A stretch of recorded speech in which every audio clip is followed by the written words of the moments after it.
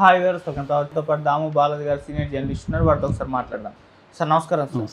Sir pastor Ajay arrest అయ్యారు కదా, ఇప్పుడు అరెస్ట్కి సంబంధించి ఒక న్యూస్ బయటకు వచ్చింది సార్. అంటే పోలీసులు ఇతన్ని రక్షించడానికే అరెస్ట్ చేశారు. అంటే శ్రీరామనవమి రోజున ఇతను శ్రీరాముని గురించి ఎన్నో అనుచిత వ్యాఖ్యలు చేశారు కదా, ఈ రోజున మరి హిందువులు ఇతని మీద దాడి చేసే అవకాశం ఉందన్న ఒక దాంతో పోలీసులు అరెస్ట్ చేశారు అని చెప్పేసి కూడా వార్త వచ్చింది సార్. మరి వార్తల్లో నిజముందా, యాంగిల్ కనిపిస్తుందా సార్?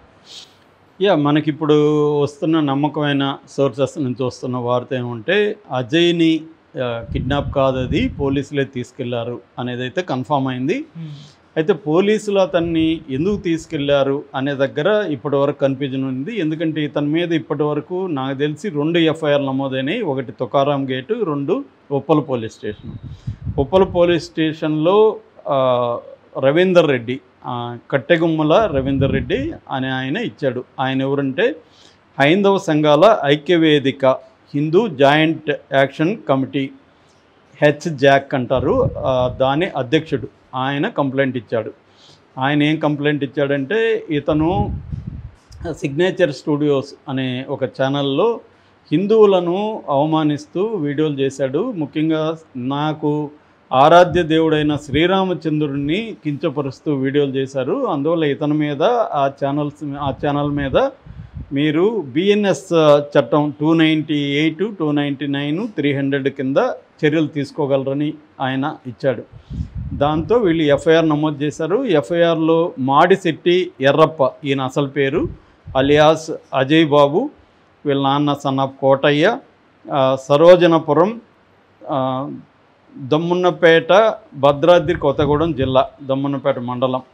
ఈ డీటెయిల్స్ అంతా కూడా ఎఫ్ఐఆర్లో ఉన్నాయి. ఎఫ్ఐఆర్లో ఈయన మీద 2 సెక్షన్లు పెట్టారు. 299 బిఎన్ఎస్ అంటే ఇతర మతాలని అవమానిస్తూ వీడియోలు పెట్టడం కానీ, డెలిబరేట్గా వాలంటరీగా డెలిబరేట్గా ఇతర మతాలని కించపరచడం అనే యాంగిల్లో ఈయన మీద పెట్టారు. ఇది కాగ్నిజబుల్ అండ్ నాన్ బెయిలబుల్. దీని కింద 3 ఏళ్ళ వరకు జైలు శిక్ష పడే అవకాశం ఉంది, ఫైన్ కూడా వేసే అవకాశం ఉంది.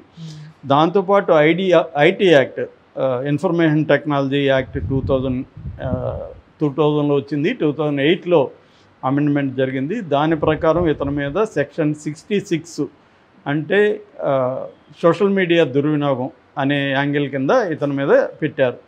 ఈ నేపథ్యంలో ఇతన్ని నిన్న అర్ధరాత్రి తీసుకెళ్లారు. అయితే అందరూ ఏమనుకున్నారంటే, ఇప్పుడు కేఏ పాల్ వీళ్ళందరూ కూడా మాట్లాడారు, దీని మీద స్పందించారు. ఎందుకంటే ఆల్రెడీ ప్రవీణ్ని మృతి పట్ల ఒక గందరగోళ ఉద్రేక పరిస్థితి నెలకొన్న కాంటెక్స్ట్లో అజయ్ ఆల్రెడీ అనౌన్స్ చేశాడు, ప్రవీణ్ తర్వాత నన్నే చంపబోతున్నారు, ప్రవీణ్ది కూడా హత్యే. ఇట్లాగా శివశక్తి ఛానల్ కరుణాకర్ సుగుణ అనే అతను, తర్వాత రాధా మనోహర్ దాస్, వీళ్ళిద్దరే చంపించారని కూడా అజయ్ ఆరోపించాడు. నెక్స్ట్ నన్నే టార్గెట్ చేస్తున్నారు, నాకు బీజేపీ వాళ్ళు అనేక మంది మెసేజ్లు పెడుతున్నారు, నేను చంపేస్తామని అని అజయ్ కూడా అన్నాడు. అలాగే ఇంకొంతమంది మీద కూడా కేసులు పెడుతున్నారు. కేఏ పాల్ మీద పెట్టబోతున్నారు. ఆల్రెడీ హర్ష కుమార్ మీద కేసులు పెట్టారు. 196, 197 బిఎన్ఎస్ కింద ఆల్రెడీ ఆయన మీద కేసు పెట్టారు. అట్లాగే విజయ్ రెడ్డి అనే ఒక పాస్టర్ని చంపాలనుకుంటున్నారు. ఇవన్నీ కూడా ఈయన మాట్లాడాడు. జూపిడి ప్రభాకర్ వీళ్ళందరి మీద కూడా కేసులు పెడతానని అజయ్ మాట్లాడాడు.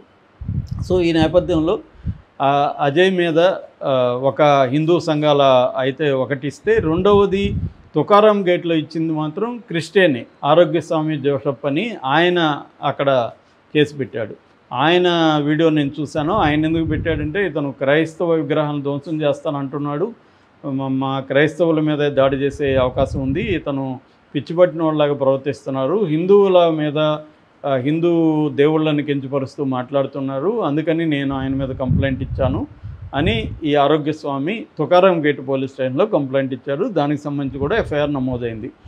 సో అయితే పోలీసుల నుంచి మనకు అందుతున్న అనఫిషియల్ ప్రకారం న్యూస్ ప్రకారం ఏంటంటే, ఇతన్ని మేము అరెస్టు చేయట్లేదు, ఇతన్ని హిందువులు దాడి చేసే అవకాశం ఉంది. ఎందుకంటే ఈరోజు శ్రీరామనవమి కాబట్టి ఒక ఉద్రిక్త వాతావరణం అయితే ఉంది. ఇతని పట్ల ఇతని వీడియోల్ని విపరీతంగా వాళ్ళు వాట్సాప్ గ్రూపుల్లో షేర్ చేసుకొని ఇతన్ని మనం క్షమించకూడదు, ఇతన్ని బుద్ధి చెప్పాలి అని చేస్తున్నారు. మాకు ఇంటెలిజెన్స్ ఇన్ఫర్మేషన్ వచ్చింది, ఇతను కానీ బయట ఉంటే ఇతని మీద కొంతమంది హిందూ సంఘాల వాళ్ళు దాడి చేసే అవకాశం ఉంది, అందుకని ఇప్పుడు ఆల్రెడీ వాతావరణం బాగలేదు కాబట్టి ఇతన్ని మేము తీసుకొచ్చి మా అధీనంలో పెట్టుకున్నాము, ఇతన్ని రక్షించడం కోసమే ఇతన్ని మేము తీసుకొచ్చాం తప్ప ఇతన్ని అరెస్ట్ చేయడము ఇంకోటి కాదు అని పోలీసులు చెప్తున్నారు. అనఫ్సిల్గా చెప్తున్నారు తప్ప ఇది అఫ్సిల్గా డిక్లేర్ చేయట్లా. అసలు పోలీసులు మేము తీసుకెళ్ళామనేది అఫ్సిల్గా చెప్పట్లేదు. ఎందుకంటే అఫ్సిల్గా చెప్తే వాళ్ళకి ప్రాబ్లం, కోర్టుకు పెట్టాలి, వాళ్ళు అరెస్ట్ చూపించాలి.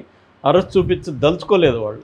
ఇతనికి సెక్యూరిటీ ఇవ్వాలనుకున్నారు. సెక్యూరిటీ ఇంటి దగ్గర పోలీసులను కాపలా పెడితే అదొక ప్రాబ్లం అవుతుంది. రేపు పొద్దున వాళ్ళు దాడి చేస్తే ఇతను కనపడకుండా ఉంటే ఈరోజు గడిచిపోతే ఈ ఉద్రేకతలు తగ్గుతాయి. ఎందుకంటే ఈరోజు శ్రీరామనవమి కాబట్టి మన శ్రీరామనవమి రోజు మన శ్రీరాముడిని కించపరిచిన వాళ్ళని ఎవరిని వదిలిపెట్టకూడదు అని ఒక ఉద్రిక్తంగా మాట్లాడేవాళ్ళు ఆల్రెడీ చాలామంది వీడియోలు పోస్టులు పెడుతున్నారు.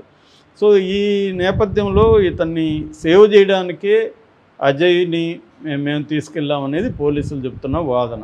సో దీన్ని బట్టి మనకు అర్థమవుతుంది ఏంటంటే హిందూ సంఘాలు కావచ్చు, కొంతమంది హిందూ దాన్ని ఏమంటారు వాళ్ళని హిందుత్వవాదులు కావచ్చు, వాళ్ళు అజయ్ మీద కోపంతో ఈ పని చేయడానికి, అజయ్ మీద దాడి చేయడానికి సన్నద్ధం అవుతున్నారు. ఈ వార్త పోలీసులకు తెలియడం వల్ల పోలీసులు ముందస్తుగా అజయ్ని కాపాడడం కోసం అజయ్ని వాళ్ళు తీసుకెళ్లారు. ఇది మనకిప్పుడు అందుతున్న సమాచారం.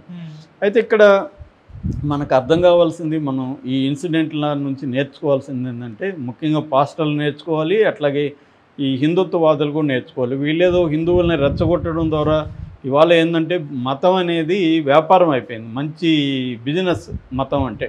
చాలామంది మతాన్ని ఎందుకు ఉపయోగించుకుంటారంటే డబ్బులు సంపాదించడానికి ఉపయోగించుకుంటారు. దానివల్లే వీళ్ళు మత పట్ల వీళ్ళకేదో తీవ్రమైన ప్రేమ ఉన్నప్పుడు, నిజానికి మతం అనేది పర్సనల్ లెవెల్లో ఉండాలి. ఎవరి ఇళ్లలో వాళ్ళు పూజలు చేసుకొని ఎవరి గుళ్ళకో మసీదులకో చర్చిలకో వెళ్ళడం అనేది వాళ్ళ పర్సనల్. ఇది కొన్ని శతాబ్దాల నుంచి ఇండియాలో వస్తూ ఉంది.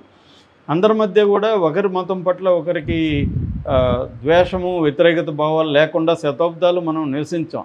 మనకి హిందువులు ఫ్రెండ్స్ ఉంటారు, ముస్లింలు ఉంటారు, ముస్లింలకి క్రిస్టియన్స్ ఫ్రెండ్స్ ఉంటారు, బావమర్దులు అనుకునే వాళ్ళు ఉంటారు. ఆ మధ్య మేము ఒక విలేజ్ మీద కొంత రీసెర్చ్ చేయడానికి వెళ్తే అక్కడ ఒకప్పుడు 30 ముస్లింల ఫ్యామిలీలు ఉన్నాయి. వాళ్ళందరూ కూడా అక్కడ ఉన్న హిందువులు ముస్లింలంతా కూడా వరుసలు పెట్టి పిలుచుకుంటారు. బావానో పెదనాన్ననో చిన్నాన్న ఇలా పిలుచుకుంటారు. బయట నుంచి చూసే వాళ్ళకి వీళ్ళు బంధువులేమో అనుకుంటాం. అలాంటి ఒక అమికబుల్ రిలేషన్షిప్స్ ఉంటాయి. ఆర్ఎస్ఎస్ బీజేపీ రంగంలోకి దిగి, ముఖ్యంగా బీజేపీ రాజకీయంగా ముస్లింలని హిందువులకి ఒక థ్రెట్గా, ఒక విలన్గా చూపించి తమ పబ్బం గడుపుకోవడానికి రంగంలోకి దిగింది. నిజానికి వాళ్ళకి హిందూ మతం పట్ల బీజేపీకి ఏం ప్రేమ లేదు. హిందూ మతాన్ని తమ అధికారానికి ఉపయోగించుకోవడానికే వాళ్ళు ప్లాన్ చేసుకొని ఈ ముస్లింలని ఒక విలన్స్గా చూపించడం, అదొక థ్రెట్గా చూపించడం. నిజమైన సమస్యలు ఏంటి? బేసిక్ మామూలుగా మనకి 3 రకాల నీడ్స్ ఉంటాయి. Living needs, livelihood needs, life style needs. Living needs అంటే కూడుగుడు గుడ్డ. లైవ్లీహుడ్ నీడ్స్ అంటే తెలిసిందే, ఈ కూడుగుడు గుడ్డ కోసం, సంపాదన కోసం మనకి ఏదో లైవ్లీహుడ్డో జాబో కావాలి. ఇవి కదా ప్రొవైడ్ చేయాలి. ఇవి చేయడం మానేసి ఈ మనుషులకు కావాల్సింది ఇవి. మనుషులకు శత్రువులు ఎవరు? నాకు శత్రువు నా ఆకలే నాకు పెద్ద శత్రువు, కానీ నాకు ఒక ముస్లిము ఒక క్రిస్టియన్ పెద్ద శత్రువు కాదు. నా పేదరికమే నాకు పెద్ద శత్రువు. దీన్ని అటాక్ చేయకుండా బీజేపీ ఏం చేస్తుందంటే ఒక ఫేక్ ఎనిమీని క్రియేట్ చేసి ఆ ఎనిమీ నుంచి నన్ను రక్షిస్తున్నట్టుగా డ్రామాలు ఆడుతుంది. ఇది బీజేపీ ఒకటే కాదు, ఇంటర్నేషనల్గా అమెరికా కూడా సేమ్ డ్రామా. అమెరికాకి కోల్డ్ వార్ పోయి రష్యా పోయినాక ముస్లింలని అమెరికా ఒక విలన్గా క్రియేట్ చేసి ప్రపంచవ్యాప్తంగా ఆ ముస్లింల నుంచి అమెరికన్స్ని రక్షిస్తున్నట్టుగా డ్రామాలు ఆడుతూ చేస్తుంది. అందుకని క్రియేటింగ్ అని ఎనిమీ అనే హంటింగ్టన్ కూడా చెప్పాడు, నీకు ఎనిమీ లేనప్పుడు ఒక ఎనిమీని క్రియేట్ చేయాలను, లేకపోతే ప్రజలు నీ కంట్రోల్లో ఉండరు అని చెప్పి. ఇప్పుడు మనకు అందుకనే మనం హిందూ ముస్లింలుగా కొట్టుకుంటూ మన అసలు సమస్యల్ని పక్కదారి పట్టాం. మనం కొట్లాడాల్సింది మనకు ఉద్యోగాలు రావాలని, లైవ్లీహుడ్ రావాలని, మనకు కూడుగుడ్డ ప్రొవైడ్ చేయాలని, మనకి వైద్యం సరిగా అందాలని, ఎడ్యుకేషన్ ఫ్రీగా ఇవ్వాలని, ఇది కదా కొట్లాడాలి. ఇవి వదిలేసి మనం పాస్టర్ల మీద హిందువుల మీద పాస్టర్లు, ఈ ఒక ఫేక్ దీంట్లోకి వచ్చేసాం. అది రోజు రోజుకి సోషల్ మీడియా వచ్చినాక పెరుగుతుంది. అందుకని పాస్టర్లు కానీ హిందూ మతవాదులు కానీ సంయమనం, టాలరెన్స్ అనేది పెంచుకోవాలి. ఒకరి దేవుళ్ళని ఒకరికి కించపరచకూడదు. ఇతను కూడా నోటి దూల తగ్గించుకోవాలి. అజయ్ కూడా అనవసరంగా హిందూ గాడ్లని, శ్రీరాముల్ని వాళ్ళని విమర్శించాలని అవసరం లేదు. ఇతని మతాన్ని గురించి ఇతను ప్రచారం చేసుకోవచ్చు, కానీ ఇతను